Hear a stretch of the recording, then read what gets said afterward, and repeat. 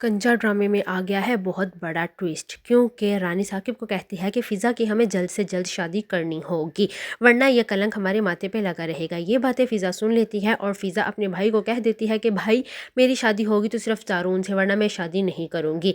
ये बातें सुन के साकिब को गुस्सा आता है और रानी मज़ीद उसका ब्रेन वॉश कर देती है कि देखा ये कैसे लड़की हमारे सामने ज़ुबान चला रही है। जबकि दूसरी तरफ ज़ारून भी अपने घर में अपनी जंग लड़ रहा है और कह रहा है कि मम्मा, जब मैंने रानी के किसी मामले में कोई दखल अंदाजी नहीं की तो रानी को कोई हक नहीं पहुंचता कि वो मेरे मामले में दखल अंदाजी करे।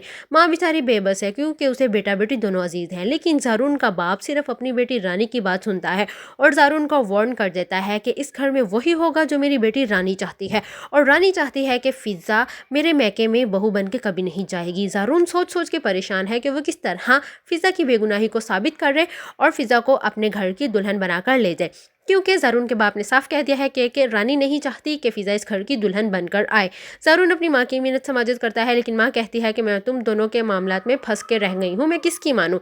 रानी फ़िज़ा से बहुत ज़्यादा नफरत करती है।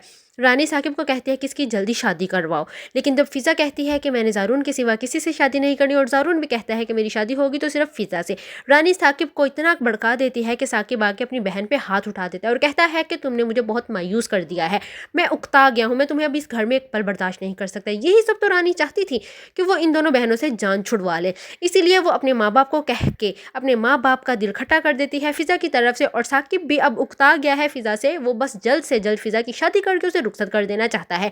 लेकिन ज़ारून अभी भी मुजरिमों की तलाश में है जिन्होंने फ़िज़ा को अगवा किया था। ज़ारून जानता है कि फ़िज़ा सच है, लेकिन उसके लिए इस वक्त फ़िज़ा की सच्चाई को साबित करना बहुत ज़्यादा मुश्किल हो रहा है, क्योंकि ये सारी प्लानिंग रानी की थी। इस सब के पीछे मास्टरमाइंड कोई और नहीं, सिर्फ ज़ारून की बहन रानी थी।